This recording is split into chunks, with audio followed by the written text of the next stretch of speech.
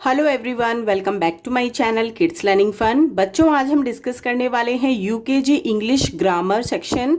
और UKG English में बच्चों को यूज ऑफ दिस और दैट एंड दीज और दोज के बारे में बताया जाता है। तो सबसे पहले हम समझेंगे कि दिस और दैट का मतलब क्या होता है, यानी कि मीनिंग क्या होता है, और दीज एंड दोज का मीनिंग क्या होता है, और इनके क्या रूल एंड रेगुलेशंस हैं, हमें इंग्लिश ग्रामर में ये आज समझना है। वीडियो को स्टार्ट करने से पहले मैं आप लोगों से रिक्वेस्ट करना चाहती हूँ कि अगर आप मेरे चैनल पे फर्स्ट टाइम विजिट कर रहे हैं, आपको मेरी वीडियोस जो है वो हेल्पफुल लग रही हैं, तो प्लीज़ वीडियो को लाइक ज़रूर कीजिएगा एंड चैनल को सब्सक्राइब।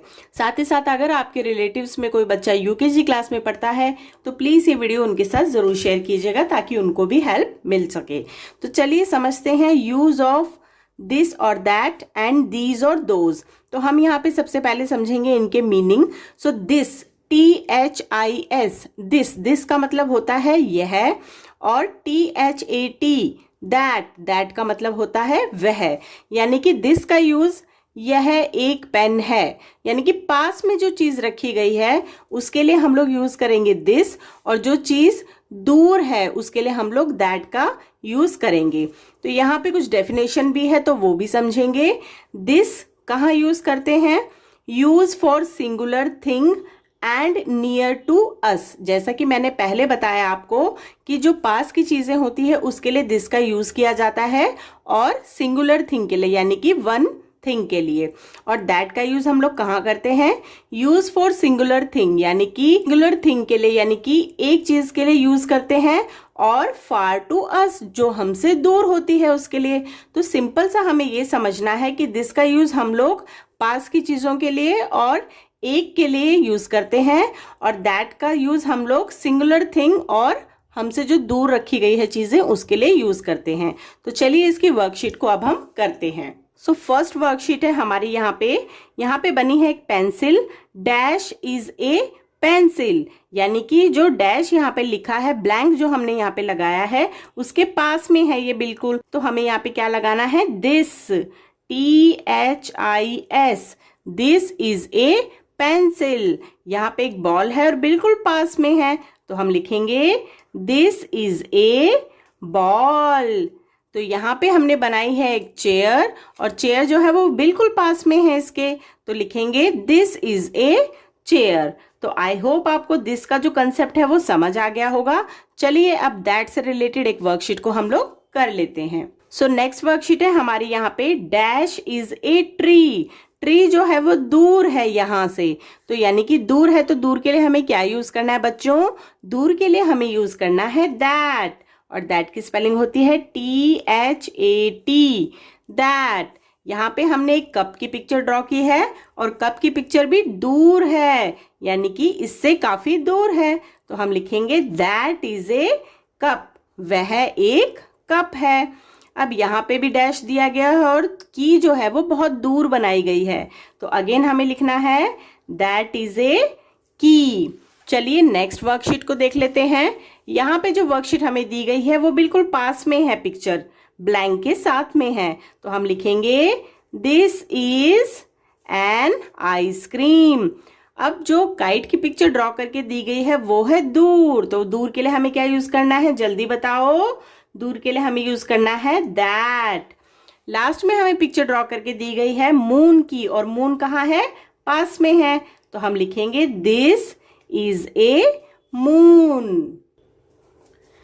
अब हम समझेंगे use of these and those. These and those का सबसे पहले हम लोग क्या समझेंगे बच्चों? उसका हम मीनिंग समझेंगे, यानी कि अर्थ समझेंगे।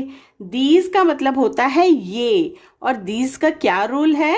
Use for more than one in number and near to us. जो भी चीज हमारे पास में होगी और एक से ज्यादा होगी नंबर्स में, उसके लिए हमें यूज करना है दीज।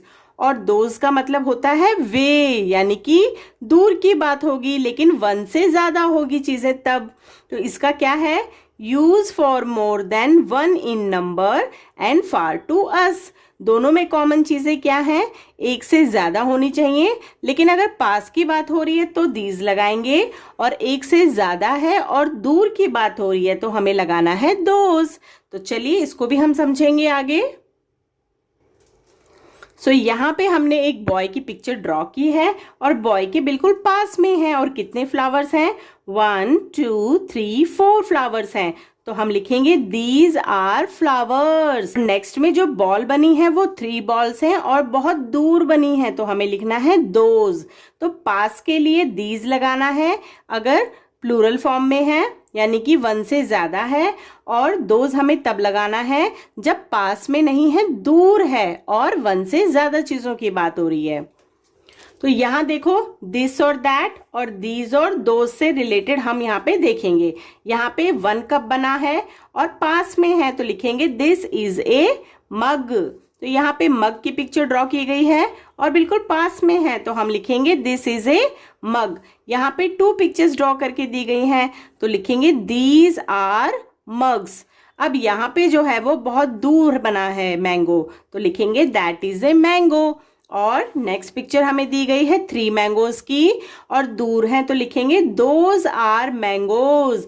यानी कि जो भी स्पीकर है जो बोल रहा है उससे चीजें अगर पास में होंगी और 1 से ज्यादा होंगी तो दीज लगाएंगे, और जो स्पीकर बोल रहा है उससे चीजें दूर होंगी और 1 से ज्यादा होंगी तो हम लगाएंगे दोज।